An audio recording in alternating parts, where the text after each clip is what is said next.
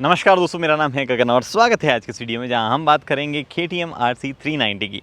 Duke 390 का update आ गया था बहुत सालों पहले और हमें तब से उम्मीद थी कि भैया इसमें भी वो अपडेट ले आएँ बिकॉज वो ज़्यादा अपडेटेड लगती थी। अब इसमें सिमिलर अपडेट्स आ गए हैं, लेकिन इस वीडियो में हम बात करेंगे कि अभी वाली RC 390 के मुकाबले क्या क्या चीज़ें बदली है और चलाने में कोई चीज़ हुई चेंज जो है हुआ है नहीं हुआ है, और जो 30-36 हज़ार रुपये का प्राइस डिफरेंस आया है क्या वो वर्थ इट है या नहीं है। ओके, तो चाबी से शुरुआत करते हैं। एज़ यूजुअल चाबी जो है उसमें आपको देखने को मिलेगा कुछ नहीं, बस ऐसी सी चाबी है आपके पास में यहाँ पे, और दो चाबियाँ मिलती हैं। ऑब्वियसली आपको अभी मेरे पास एक ही है, बट आगे से देखते हैं कि क्या चीज़ें जो है वो आगे दी गई है। सबसे पहले मैं चाबी लगा देता हूँ ताकि आपको थोड़ा सा बेहतर जो है नया जो फ्रंट फेसिया है वो समझ में आ जाए। तो सबसे बड़ा चेंज जो है वो आपको यहीं से देखने को मिल जाएगा। फेयरिंग पूरी बदल दी गई है। यहाँ पर आपके पास में ये विंडशील्ड है, इसमें भी बदलाव है। ये काफ़ी सारे डॉट्स यहाँ पर आप देख पा रहे हैं। अब LED लाइट्स जो हैं वो मिलती हैं आपको। इंडिकेटर्स जो है वो यहीं इंटीग्रेटेड से हैं। ये मैं आपको जला के दिखाता हूँ। ये इंडिकेटर्स यहाँ जल रहे हैं, DRL जल जाती है यहाँ पे। उसके बाद में साइड में और नीचे की तरफ जब आप आएंगे, एक तो ये कलर स्कीम भी नहीं है, मुझे ये कलर एक्चुअली बहुत बढ़िया लग रहा है। फैक्ट्री ब्लू इनका एक यहाँ पे कलर है।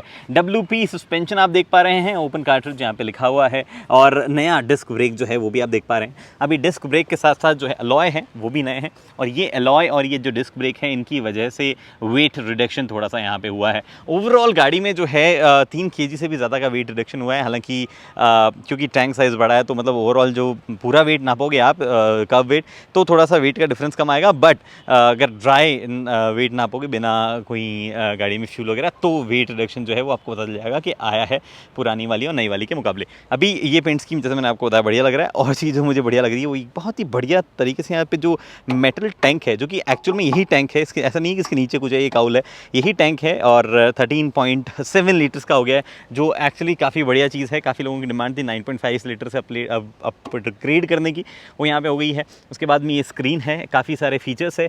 मैं आपको क्विकली फीचर्स के थ्रू रन कर लेता हूँ। यहाँ पे जो आप देख पा रहे हैं कंट्रोल, इनसे ये कंट्रोल होती है। सिंपली आप यहाँ पे देख पा रहे हैं किल स्विच एंगेज तो दिखा रहा है, ट्रिप 1, ट्रिप 1 का टाइम, डेट, बैटरी, ये देख पा रहे हो आप। अगर आप ट्रिप जो है वो एक्सेस करना चाहो आप इस तरीके से देख सकते हो ट्रिप के डेटा। अगर आप और पीछे आते हैं इधर तो आप मोटरसाइकिल ट्रिप्स का डेटा, KTM माई राइड जो है वो basically actually engine kill switch क्यों चालू नहीं हो रहा है।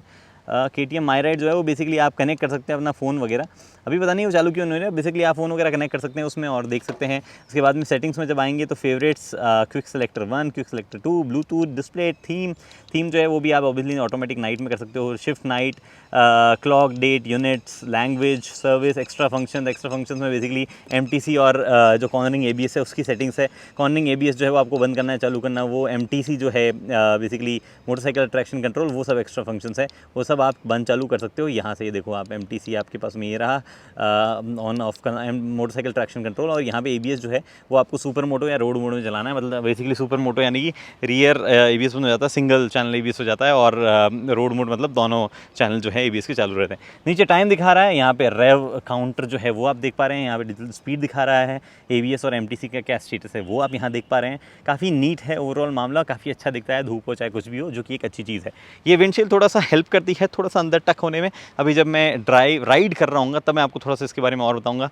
आप यहाँ पे देख पा रहे हैं मिरर्स, जो कि कम्प्लीटली इसी के अंदर इंटीग्रेटेड है, और मेरी गुजारिश है कि मिरर्स खोल के चलाएं और प्रॉपर्ली एडजस्ट करके चलाएं, ये सारे बाइकर से रिक्वेस्ट है। एडजस्टेबल आपको यहाँ पे क्लच जो है वो मिलता है, क्लच लेवर मिलता है, और ब्रेक लेवर जो है वो भी यहाँ एडजस्टेबल है। किल स्विच आप यहाँ देख पा रहे हैं, ये आपके पास में स्टार्ट। यहाँ पे अभी जो यूरोपियन स्पेक है वहाँ पे एडजस्टेबल फ्रंट सस्पेंशन भी आते हैं, यहाँ पे फ्रंट सस्पेंशन जो है वो एडजस्टेबल नहीं है। इंडियन रोड कंडीशन के हिसाब से ऑलरेडी KTM ने जो है वो एडजस्ट कर दिए हैं, तो वहाँ पे किसी भी तरीके का एडजस्टमेंट जो है वो नहीं आता है।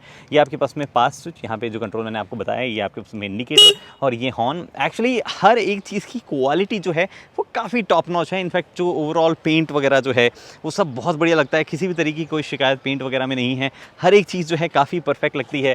उसके बाद में इस तरफ जो है ये पर्टिकुलर इंजन, इसमें कोई भी बदलाव नहीं है, वही 43.5 PS की पावर देता है। हालांकि ट्यूनिंग वगैरह का फ़र्क है, और क्योंकि ये जो एयर बॉक्स आप देख पा रहे हो ये 40% बड़ा हो गया है, तो उस वजह से टॉर्क जो है वो थोड़ा सा और बेहतर, मतलब ऑब्वियसली हल्की सी ट्यूनिंग जो चीज़ की उसकी वजह से टॉर्क जो है वो थोड़ा बेहतर निकलता है। 1 Nm और निकलता है, 37 Nm जो है टॉर्क टॉर्क अब यहाँ पे निकलता है। आप ओवरऑल फ्रेम में चेंज देख पा रहे हैं, यहाँ पे बोल्टेड फ्रेम है, पहले बोल्टेड फ्रेम नहीं आती थी, बट अब ये बोल्टेड फ्रेम है। पीछे वाला जो कलर पार्ट है ये अलग है फ्रेम का, और ये थोड़ा सा हैवी हुआ है ये फ्रेम, बट सीट्स जो है उनको भी बदला गया है, और उनका जो सीट की असेंबली उसका वेट कम हुआ है, तो ओवरऑल वेट जो है वहाँ पे बराबर सा हो गया है। वेट डिस्ट्रीब्यूशन जो है वो भी थोड़ा बदला है, थोड़ा बेटर 50-50 की तरफ मूव हुआ है, 52-48 ऐसा वेट डिस्ट्रीब्यूशन यहाँ पे हो गया है। इनफैक्ट ये सीट जो है वो और बेहतर तरीके से होल्ड कर दी है। पिछले वाली सीट तो रियर में तो कोई काम की नहीं थी, बट यहाँ पे जो है वो एक्चुअली रिसेंट सीट जो है वो हो गई है अभी, वो एक अच्छी चीज़। मतलब छोटे मोटे अपडेट्स जो किए गए हैं वो काफ़ी सारे हैं, और वो काफ़ी ओवरऑल इंप्रूवमेंट बाइक में लाते हैं। अभी चलाएंगे जब उसकी और बात करेंगे। एक और चीज़ मैं इस तरफ बोल रहा हूँ आपके,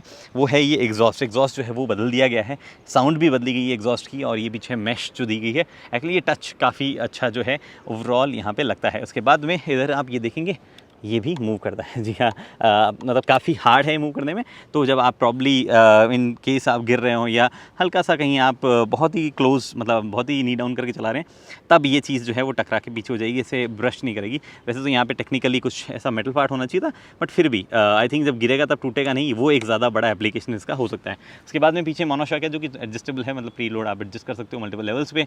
और उसके बाद में यहाँ और कुछ चीज़ आई थिंक नई नहीं है जो मैं भूल रहा हूँ, ऐसी कोई चीज़ नहीं है। रियर में डिस्क ब्रेक आप देख ही पा रहे हैं, एबीएस आप देख ही पा रहे हैं, उसमें कुछ भी नहीं है। एलॉय जो है वो अलग है, ये मैं आपको बता चुका हूँ। साइड में आप जो है इधर भी कोई ऐसी चीज़ नहीं है जो मुझे बतानी है, वही गियरबॉक्स है, उसमें कोई भी चेंजेस नहीं है। और उसके अलावा रेडिएटर जो है वो अगर आप यहाँ देखेंगे तो थोड़ा सा बड़ा है, ये आप नीचे देख पाए, थोड़ा राउंड और बड़ा है। जो हमने देखा था एडवेंचर जो है RC 390 एडवेंचर, KTM 390 एडवेंचर, उसमें जो देखा था वो वाला यहाँ पे आ गया है, और उस वजह से जो है वो थोड़ा सा हीट जो बेटर मैनेजमेंट उसका हो गया है। इतनी जल्दी रेडिएटर किक इन नहीं होता जितना हमने पिछली वाली RC 390 में देखा था, तो एकदम हवा जो है बहुत ज़्यादा फेंकती थी। ऐसा केस अभी तक मैंने नहीं आया, हालांकि मैंने इसको ट्रैक पे चलाया और आज थोड़ा सा मौसम बेटर है, तो उतनी ज़्यादा हीट का ऑनेस्टली मुझे ज़्यादा पता नहीं चल पा रहा है। तो वो चीज़ जो है रियल वर्ल्ड में जब जाएगी तभी पता चलेगी कि क्या पाँव पे उतनी ज़्यादा हीट फेंकता है या नहीं फेंकता है, वो वाली चीज़ अभी मैं ज़्यादा कह नहीं पाऊँगा। वेट रिडक्शन में फ्रंट एक्सल जो है उसका भी थोड़ा योगदान है, देख पा रहे हैं आप, यहाँ पे काफ़ी बड़ा होल आपको दिख रहा होगा। पहले वाला काफ़ी छोटा था बट हैवी था, बट ये थोड़ा सा बड़ा हो गया है और थोड़ा लाइट हो गया है, जो कि वेट रिडक्शन में ओवरऑल हेल्प करता है। तो ये चीज़ें जो है अब फ्रंट आपको यहाँ पे देखने को मिल रही है। अब मैं इसको चला लेता हूँ। तो बात ऐसी है कि बाइक जो है वो एकदम मतलब आप बैठ के चलाने लगते हो तो आपको तुरंत फील हो जाता है कि थोड़े से बदलाव इसमें किए गए हैं। हैंडल बार जो है वो भी एडजस्टमेंट उसका होता है, मतलब 2 लेवल पे आप एडजस्ट कर सकते हो। अभी आप जो देख पा रहे हो वो एडजस्टेड है, और जो मैं चला रहा हूँ वो एडजस्ट नहीं, वो मतलब बेसिकली वो ऊपर है, और जो मैंने आपको पहले दिखाया वो थोड़ा नीचे किया हुआ था। एग्रेसिव पोजीशन आपको रखनी तो उस हिसाब से आप रख सकते हो। और बाइक के थ्रॉटल को घुमाते ही आपको रियलाइज़ होगा ये बाइक उतनी ज़्यादा ब्रूटल नहीं है जितनी पहले हुआ करती थी, स्पेशली टॉप एंड्स में। लेकिन जो पावर डिलीवरी है वो लीनियर है, प्रिडिक्टेबल है, और इस वजह से जो है राउंड द कॉर्नर जाने में थोड़ी सी बेटर लगती है। मतलब जब भी आप कॉर्नर्स में होते हो तो आपको थोड़ा सा कॉन्फिडेंस ज़्यादा होगा, अनलेस आप बहुत ज़्यादा एक्सपीरियंस राइडर हो। तो आपको पुरानी वाली में भी कॉर्नर्स में कोई दिक्कत नहीं होती थी ऐसा, बट थोड़ी सी अनप्रिडिक्टेबल थी।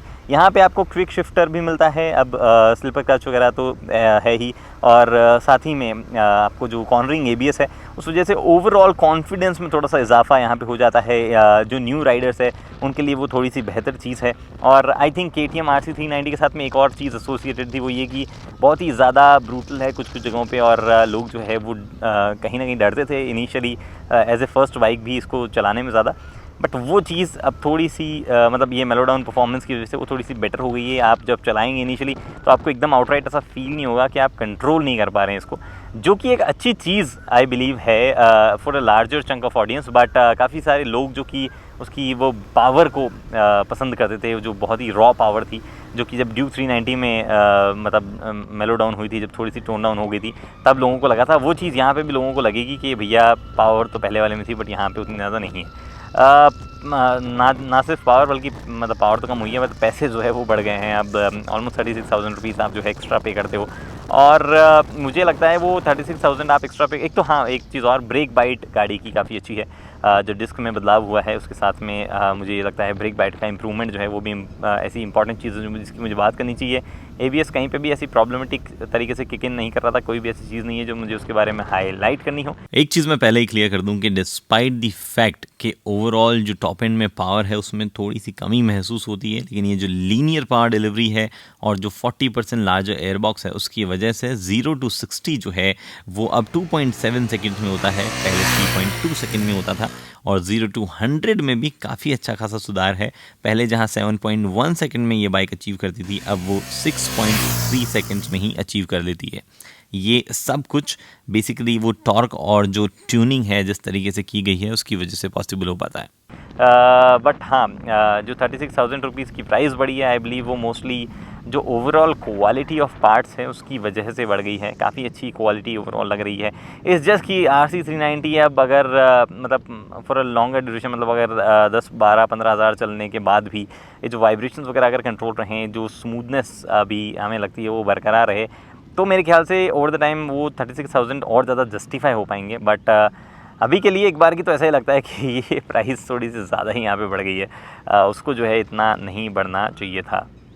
तो जी बात ऐसी है कि KTM RC390 जो है वो मैंने जो थोड़ी सी देर के लिए चलाई, थोड़ी तो नहीं है, ऑलमोस्ट 3-4 घंटे चला ली है, बट जितनी भी चलाई है उसमें कैसे लगी, आई थिंक काफ़ी ज़्यादा जो कहते हैं ना मेलो डाउन, अगर अंग्रेज़ी में बोले तो, और हिंदी में बोले तो काफ़ी जो है पावर की कमी कह सकते हो आप टॉप एंड में। लेकिन जो लोअर टू टॉप जाने का मोशन है काफ़ी लीनियर हो गया है, ऐसे स्मूथली पावर बढ़ती रहती है। अब ये चीज़ अच्छी भी है और बुरी भी है। अच्छी किसके लिए? लार्ज चंक ऑफ ऑडियंस जिनको लगता था KTM RC390 हैंडल करना मुश्किल है, एकदम से थ्रॉटल देते ही पता नहीं गायब सी हो जाती है, मैड सी हो जाती है, उन लोगों के लिए अच्छी बात है, बिकॉज यहाँ पे लीनियर पावर डिलीवरी है, वो एक अच्छी चीज़ है। बट जिन भी लोगों को लगता था कि KTM RC390 में जो ऐसे करते ही पुश आता है वो चला गया पुश, तो it's up to you to decide कि क्या करना है। आई थिंक थोड़े ज़्यादा लोगों के लिए सेंसिबल हो गई है, बट कुछ लोगों को जो मैड पावर वाली फील चाहिए थी वो यहाँ चले गई। थोड़ी सी रिफाइनमेंट बढ़ा है, हालांकि अभी भी जो मिरर्स वगैरह हैं वो हल्के हल्के वाइब्रेशन मैंने करते हुए देखे हैं। बट आई थिंक ओवरऑल जो प्राइस बढ़ी है उसको थोड़ा सा कंट्रोल किया जाना चाहिए था, और else a few more features like गाड़ी में अगर टर्न बाय टर्न नेविगेशन जैसी चीज़ दे दी जाती।